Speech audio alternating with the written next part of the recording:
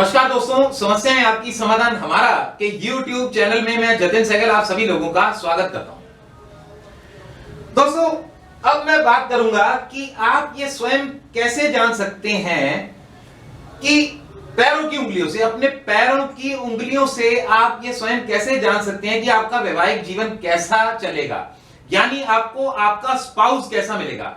यानी अगर आप लड़की हैं तो आपको पति कैसा मिलेगा, अगर आप लड़के हैं तो आपको पत्नी कैसी मिलेगी।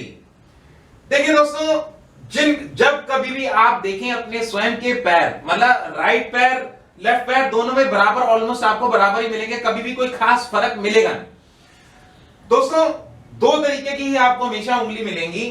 एक होगी जो अंगूठे से थोड़ी सी बड़ी होगी, और एक जो प्रकार मिलेगा वो होगा अंगूठे से थोड़ी सी छोटी। कईयों में बहुत हल्का फुल्का नजदीक की बात हो जाती है, पर फिर भी वो अंगूठे से छोटी ही रहेंगी।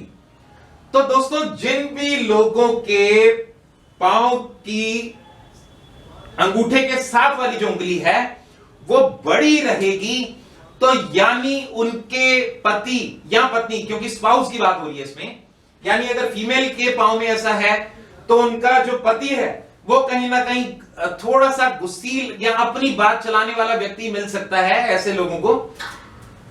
अगर वो लड़का है तो उनकी पत्नी ऐसी होगी, गर्म स्वभाव की होगी, जो अपना ही घर में चलाएगी, जिसके कारण कुछ वाद विवाद उत्पन्न हो सकते हैं और कहीं ना कहीं समस्याएं उनके जीवन में आ सकती हैं। यानी कुछ ना कुछ आपस में एक अहम या ईगोइस्टिक जिसे हम कहते हैं, मतलब ऐसे लोगों के जो स्पाउस होते हैं, पति या पत्नी, जिन भी लोगों की पांव में अंगूठे के साथ वाली उंगली बड़ी होती है, तो यानी उनका स्पाउस हर हालत में थोड़े से इगोइस्टिक रहेंगे, जिसके कारण कई बार कुछ समस्याएं या कुछ वाद विवाद की समस्या उत्पन्न हो सकती है, यानी कुछ गृह कलेश रह सकते हैं। तो ऐसे व्यक्तियों को खास तौर से कहीं ना कहीं कुंडली मिलान करके विवाह करना चाहिए, या अगर शादी हो चुकी है तो अपनी तरफ से गृहस्थी को अच्छा करने के लिए एक छोटा सा उपाय मैं बताने जा रहा हूं। वो यदि ये करें तो बहुत ही उत्तम होगा।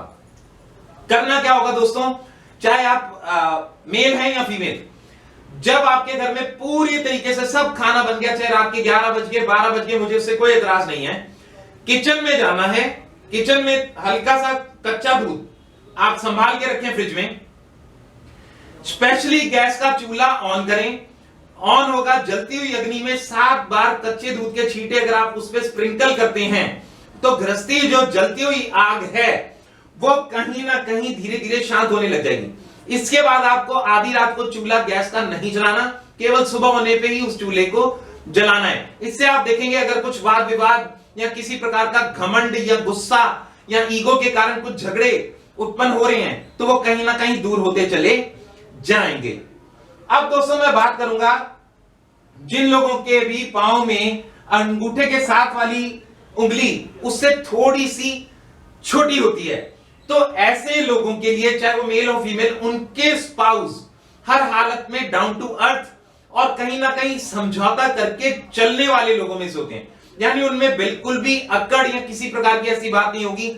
यानी अगर कुछ छोटा विवाद हो भी गया तो अगर अगर हस्बैंड गर्म है, गुस्से में है, तो वाइफ चुप हो जाएगी, अगर वाइफ गुस्से में है तो हस्बैंड चुप हो जाएंगे, और इस प्रकार वो अपनी मैरिज को संभाल करके चलने वाले लोगों में से होंगे। उनके अंदर बहुत ही अच्छे प्रेम संबंध होंगे, मतलब किसी भी प्रकार का कोई ज्यादा वाद विवाद नहीं। हालांकि देखिए, मैरिज है, वाद विवाद होना बिल्कुल जायज है, होते भी हैं, परंतु चीजें बहुत बढ़ करके नहीं होनी चाहिए।